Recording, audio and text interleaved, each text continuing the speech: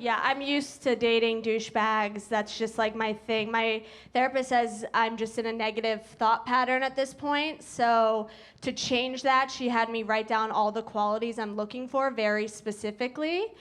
And I did that, and it helped because it turns out what I'm looking for is a dog. That's what I want. I just want a man who's loyal, pumped to see me when I walk through the door. And if he leaves me, he gets hit by a car. That's it. Pretty low maintenance on my end. So I got a dog, that's what I did. I got a dog, I got a girl dog. I rescued her, and technically I paid for her, but her name was Tina, and I saved her from that, so she's mine now. I named her Miley because my name's Hanna. So she's the other side of me. That's correct. She really is the drunk version of me. You know, she pees everywhere, puts everything in her mouth. And I don't drink anymore, so I don't get mad about it. I get nostalgic. Like, even at the dog park last week, I felt like I was watching myself in my early 20s because she was hopelessly chasing this golden retriever while a pug ate her ass the entire time. And she just let it happen, rolled over actually, and just let him have it. Anyway, do you guys think if we change pro-choice to pro-raw dog, we could get more guys on our side? Because I do. Couldn't you see that on a bumper sticker on a pickup truck? I feel like pro-raw dog, we're all out here. No? Okay, you guys are looking at me like I'm this huge slut because I'm in a see-through shirt. Okay, I'm not. I always wait to sleep with a guy until the third drink. And I just worry about losing rights to my body because I know men are gonna fuck the same way and lie to us. I know this because I was dating a man who gave me herpes. Yeah, and do you think he took responsibility for that? No, never saw him again. He broke up with me because he said I made him feel too guilty. And all I said was, I thought we weren't seeing other people. I also thought you were Mormon. What the fuck? Don't you have underwear that protects you against this? What the?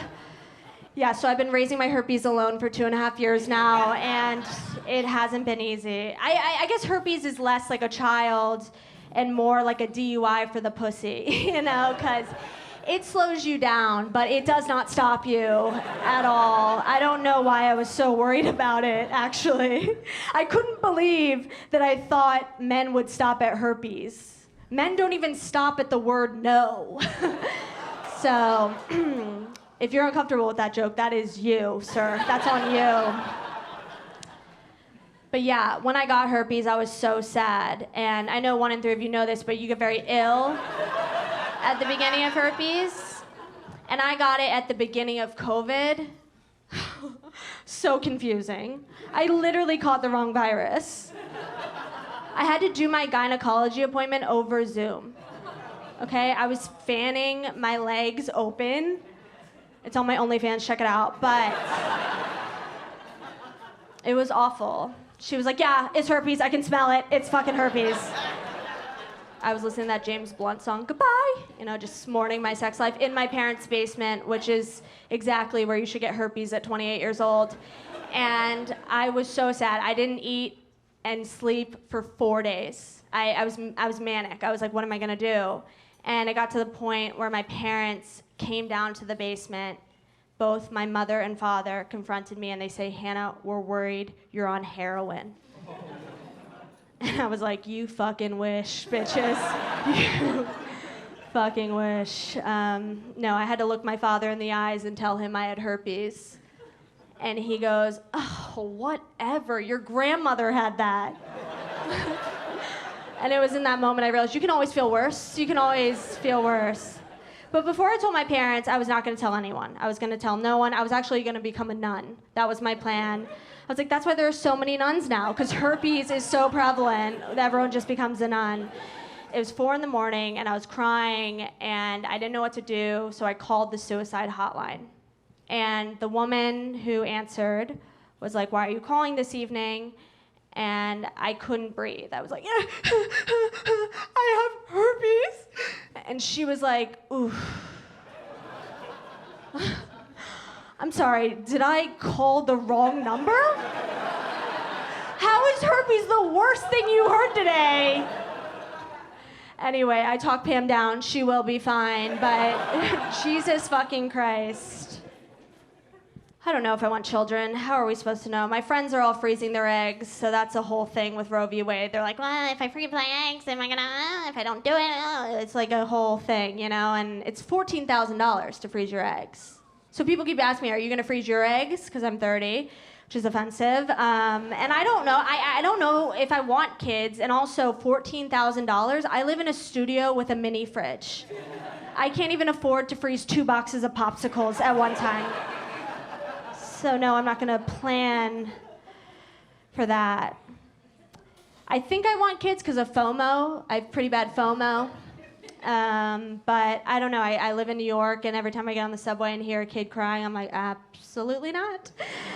I can't do it. And my friends who are all having kids are like, no, Hannah, when it's your baby, it's different. When it's your baby, you're gonna love it. When it's your baby, it's not the same. And I'm like, I don't know though, you know? Because even when it's my smoke alarm, you know, that goes off, I still beat the shit out of it. So I don't know if I should have kids. Yeah, I've been single for 10 years now. And I know that's surprising if you don't know me personally, but I was so worried about it, so I got a therapist about why I'm single. I'm like, is the problem me? Is it me? Am I the problem? She's like, well, that's a waste of time for you to worry if you're the problem, because you are 100% for sure the problem. You know, let's take the anxiety right out of that. She was like, Hannah, your expectations are just too high. Even for yourself, they're way too high. Like, you need to remember, you're never gonna be the richest person in the room, you're never gonna be the smartest person in the room, and you're never gonna be the best looking person in the room. I was like, hold up, bitch. There are only 2 people in this room. So, what are you trying to say? You don't have a neck, Carol. You're not hotter than me. I do think it is very important, whatever way you're voting, to remember that you got to do your research, you know, more than Facebook. I think a lot of people rely on that, specifically my aunt. And it's scary because there are so many liars out there. And the people in power, they're always going to lie to get what they want. And I know this because I went to USC. And I don't know if you guys heard about this, but the gynecologist there, he had been molesting women since 1989. And a bunch of women came forward in 2016, and the president just like covered it up because, you know, we have a really good football team, so do want to make the school look bad. And I saw this man for my first pap smear, and I knew it was weird, and I told everyone, but they told me pap smears suck, you know, live your life. So I didn't do anything. I had nowhere to go. And then 4 years ago, I read an article that hundreds of women had come forward, and this man had in fact molested them. So I called the school to make a report. I wasn't even gonna sue. I was just calling to support other victims. And they have a man on their helpline, and he is challenging my story. And he's like, well, how do you know? How do you know you were molested? I'm like, how do I know?